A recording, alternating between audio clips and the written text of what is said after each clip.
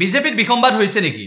এই বিসম্বাদ বিজেপিত এতিয়া ভয়ংকৰ ৰূপত হ'বলৈ আৰম্ভ কৰিছে নেকি? মুখ্যমন্ত্ৰী পদক লৈ বিসম্বাদ হৈছে নেকি? 2024ক লৈ কোনে নেতৃত্ব দিব?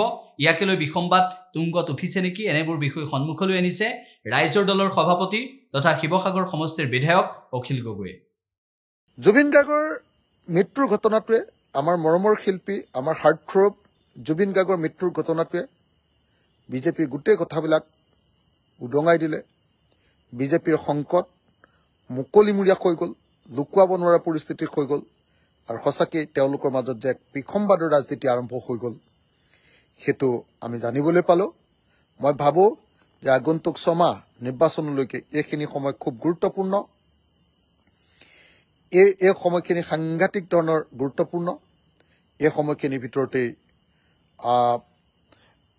বিজেপিৰ ভিতৰত এক ঘূৰতৰ কুৰুক্ষেত্ৰৰ ৰণ আৰম্ভ হ'ব।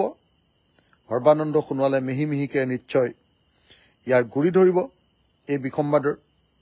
আৰু তাত কোন মহুৰা হয়, যোগেন মোহনেই হয় নে প্ৰবীত্ৰ মাৰ্ঘেৰিটাই হিমন্ত বিশ্বৰ মহুৰা হয় নে যোগেন মোহনেই সৰ্বানন্দ সোণোৱালৰ মহুৰা হয় সেইটো আমি নাজানো।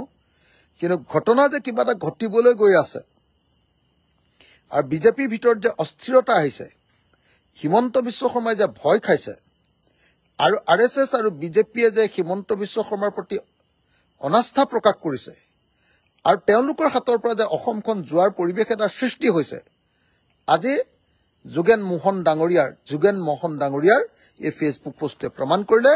আৰু সেইকাৰণে সেই তাৰিখটোক সেই দিনটোক ৰেকৰ্ডত ৰাখিবৰ কাৰণে মই এই লাইভটো লৈ আহিলোঁ। মই আপোনালোকক সকলোকে সজাগ কৰি দিলোঁ, আপোনালোকক সকলোকে সচেতন কৰি দিলোঁ, আপোনালোকক সকলোকে মনত পেলাই দিলোঁ যে আজিৰ দিনটোৰ পৰাই অসমত হিমন্ত বিশ্ব শৰ্মাৰ বিৰুদ্ধে আনুষ্ঠানিকভাৱে বিসম্বাদ আৰম্ভ হ'ল।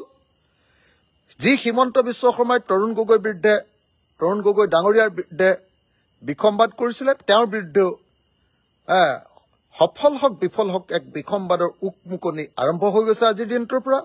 আৰু তাকে প্ৰতিপন্ন কৰিবৰ কাৰণে, তাকে মনত ৰাখি যাবৰ কাৰণে, তাকে ৰেকৰ্ডত ৰাখিবৰ কাৰণে এনেকৈ মই লাইভ লৈ আহিলোঁ।